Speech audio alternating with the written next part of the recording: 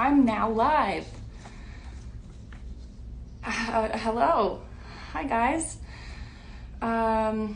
Welcome to this Team Joe Talks Instagram Live. I'm very excited today because I am talking with someone that I really admire. Her name's Karen Bass.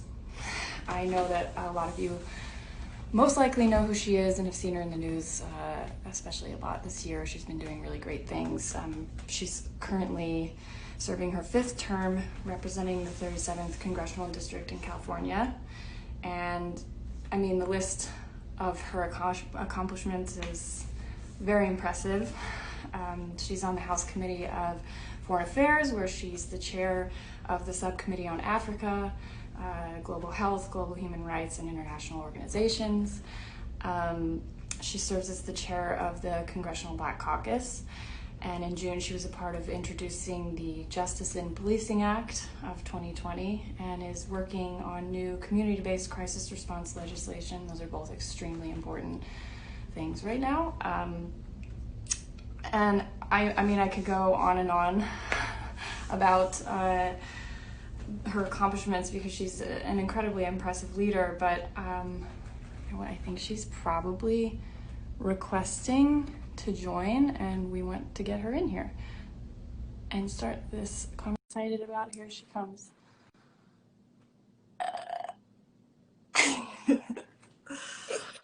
Hi.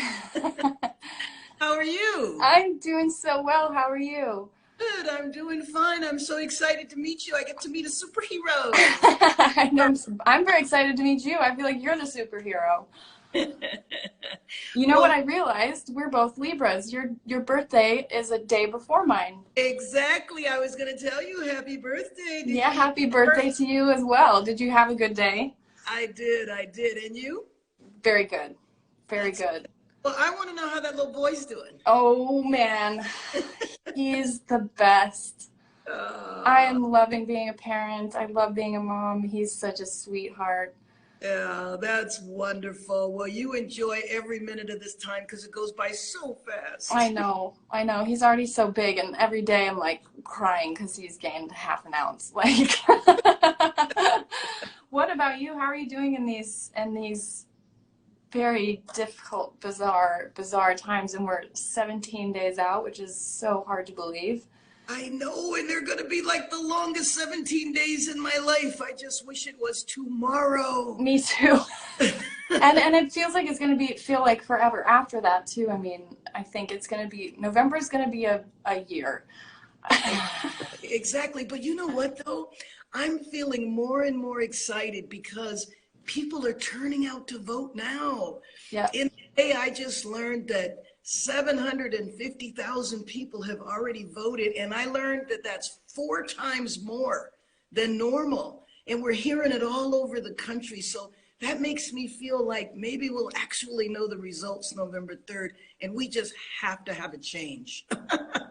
We have to, and I agree with you. I do feel hope too, and everyone I talk to as well, and my family, my friends, people are paying attention now. I mean, it's hard not to, but it's so important.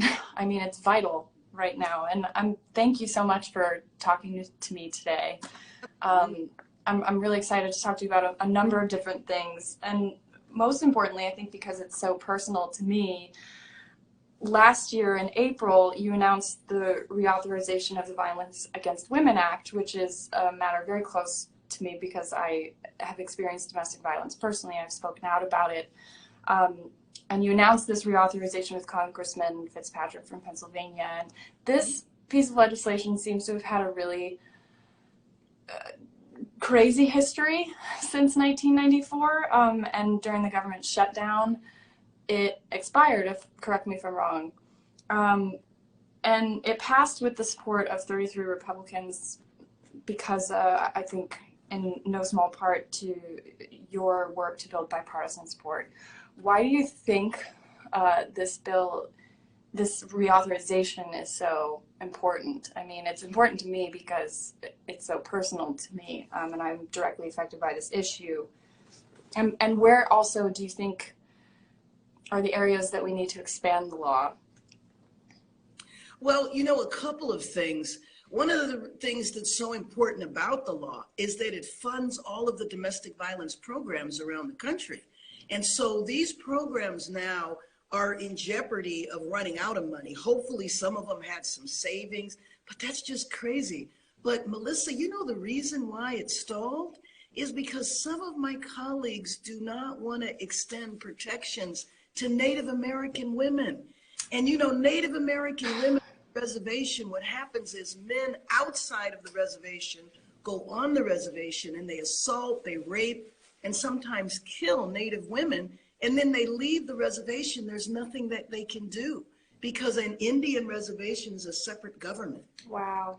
So that's one reason. The other reason is that my Republican colleagues in the Senate do not want to protect trans women. Mm-hmm. So trans women and Native women. So here's what I know. Here's the good news. We might not be able to pass it right now, but in January, when President Biden and Vice President Harris are sworn in, we will have the Violence Against Women's Act. And you know why I know that for sure? Is because Vice President Biden is the original senator who created the Violence Against Women's Act 30 years ago. Before that, people believed, well, that's an individual matter. It's not a matter for society.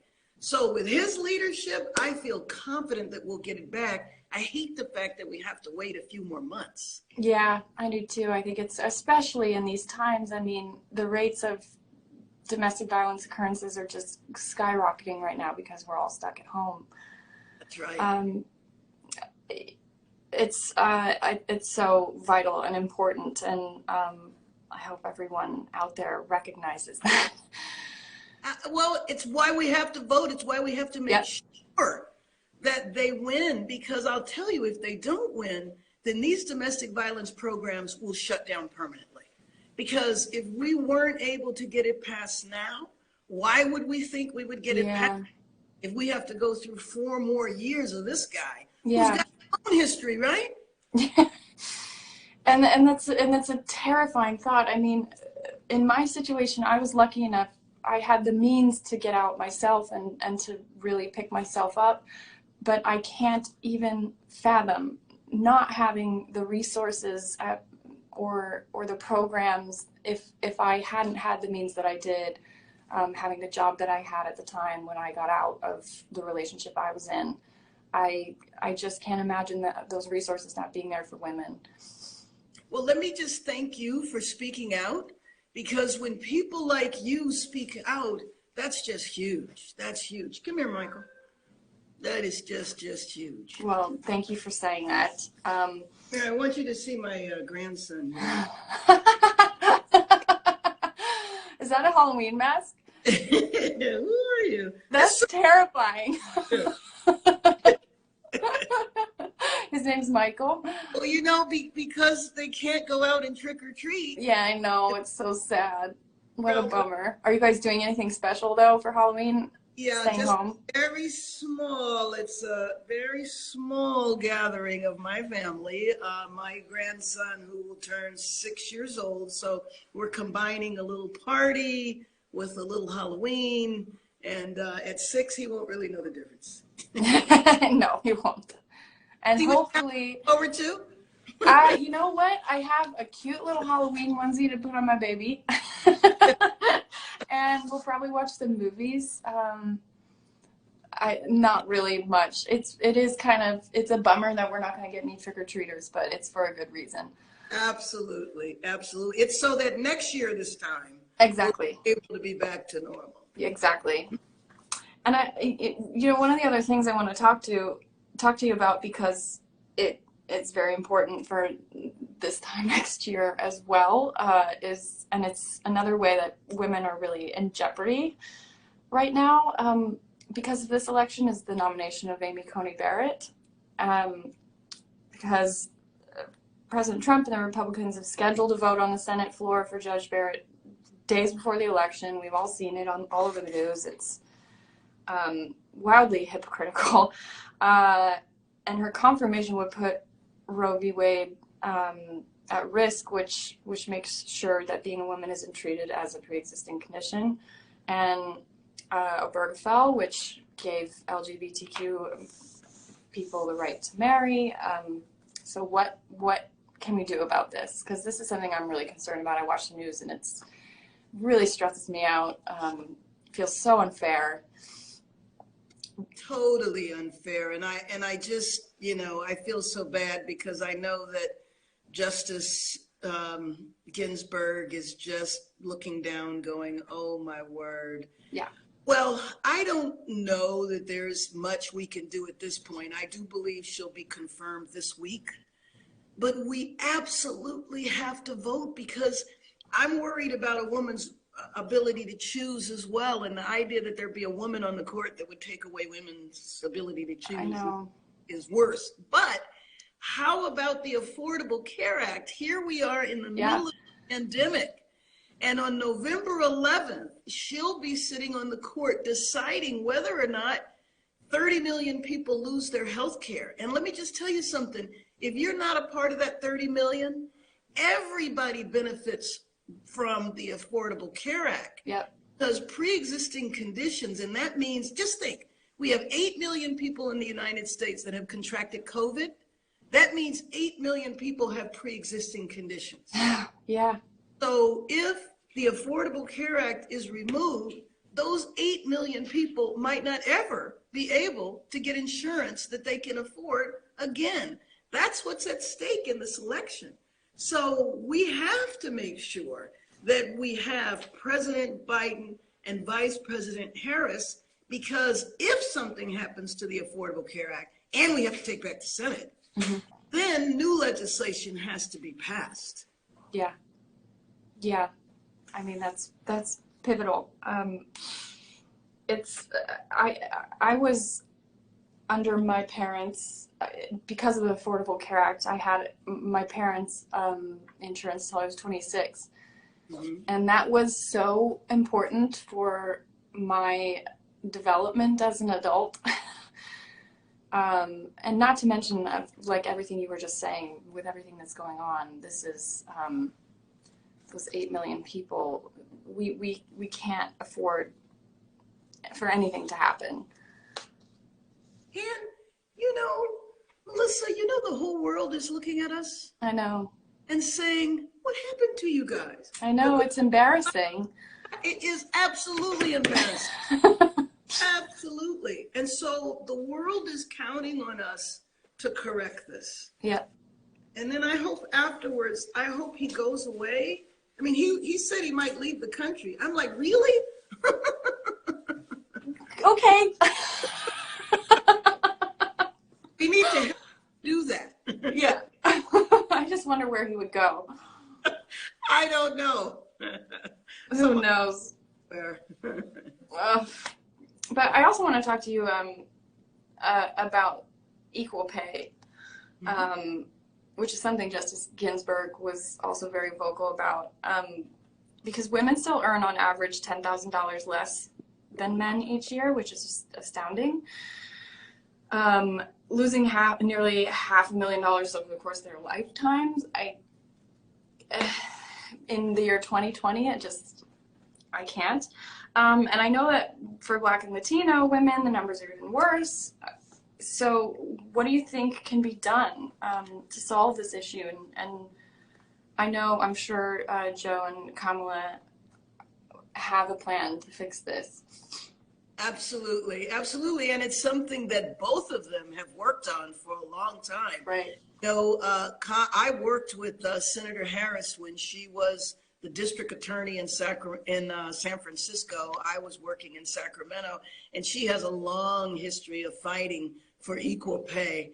And then when the vice president was senator, has had a long history of that. And those are the kind of things that we really need to understand is at stake in this election.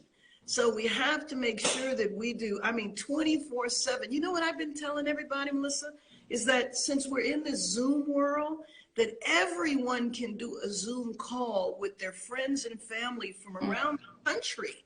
to say, you know what, in this particular election, you have to have a plan to vote. So there's this website called iwillvote.com. No matter where you are in the country, you can get on that website and they can tell you when, where, and how to vote in your particular city. And so I believe that when we put the two of them in office, we will be able to address in a much stronger way equal pay. Yeah. I mean, it's long overdue for something really aggressive to get it to where equity is just normalized. Exactly. Well, can I ask you a question? What? I want to know what it's like to be a superhero. Look up to you. How does that feel? I mean, it's aside from the physical, I mean, it's difficult, guys. It's hard. But you know, I'm so grateful that I've had this Must be keeps you. It's really affected my life in every avenue. Like you can't help but let what Supergirl stands for and what these superheroes we all look up to stand for, like kind of infuse everything, every decision you make. Like playing Supergirl has made me actually feel a lot of hope, which is really important in times like these. And, you know, look for the best in people and challenge them to do better, which is exactly what we have to do right now. It's crazy. Oh no, I can't hear you. You know, when you watch there you and see you. Oh, can you hear me now? Yeah. Oh, okay. There you are. When last night I was talking to a group of Girl Scouts, and you know, they wanted to talk to me because it was a part of them getting their badges, you know, elected up to. And I was telling them, as girls, when you walk in a room, you own it. Act like you own the room. When girls, that gets reinforced. Oh, that's great to hear. I actually got to meet a couple of Girl Scouts. They were a troop that went to the White House, and they met President Obama in, I want to say 2000, gosh, I can't remember when it was, 5-6 years ago. And then they came to set to visit, and those girls, it just made my heart grow exponentially because they were I could just see the future and see their vitality and their passion and their excitement. And that was certainly a highlight of being able to play Supergirl and see how she affects little girls around the world. Oh, absolutely. I'm sure they were thrilled to meet you and to be on the set to see actually how it's done. I'm sure that was cool for them. Yeah, I'm sure that was really cool for them. I mean, and there's one more thing I wanted to talk to you about too before we run out of time, because I watched the town halls Thursday night. I watched bits and pieces of both because, of course, they were on at the same time. And President Trump, again, was telling lies about mask wearing, which we all know, if you follow the science, that it makes a massive difference and that it's what we should all be doing right now. How do you think Joe Biden would have prevented this current situation? And talk to me a little bit more about their plan, Joe and Kamala's plan that will ensure Americans get the best care possible. Well, you know, I think that the best, when President Obama and Biden were in, we had what could have been a pandemic, Ebola. And what happened is the vice president and the president got together, stopped it. They stopped it. Everybody in the world, Ebola never hit here. I think maybe 2 people died from Ebola here, spread Africa.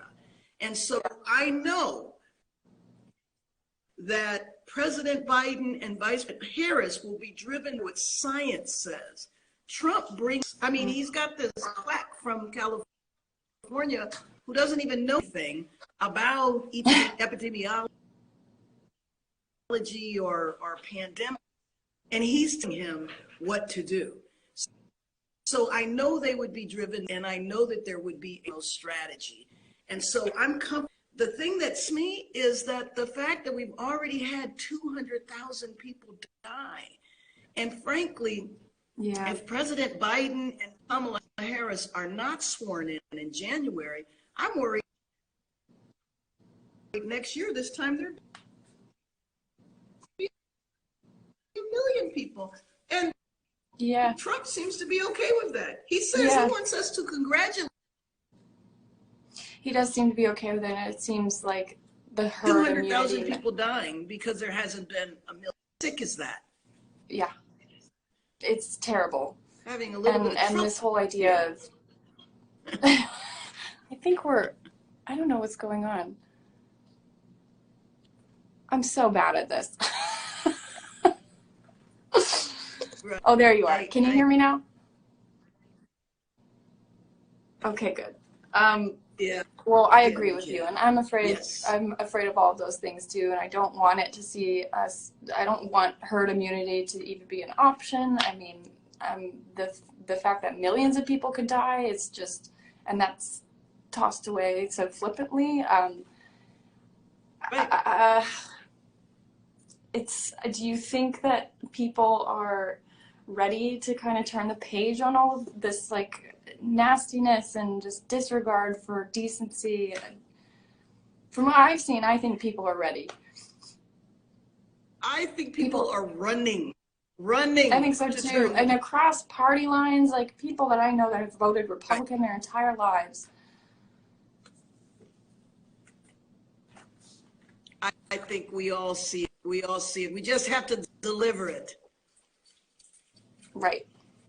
Exactly. So have you voted? Because I got my ballot in the mail.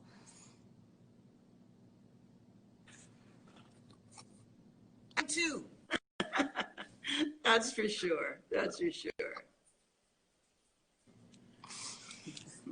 I think I lost you. I don't know what's happening. Honor talking to you.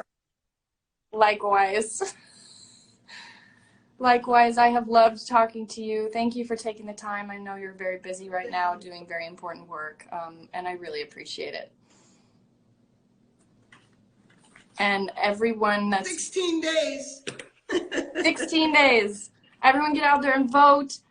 Text WIN, that is the word WIN, to number 30330 to join the campaign. That's very important. And please, even more important, check your registration. Make a plan at iwillvote.com. Let's get out there and vote. Absolutely. Bye-bye. Bye.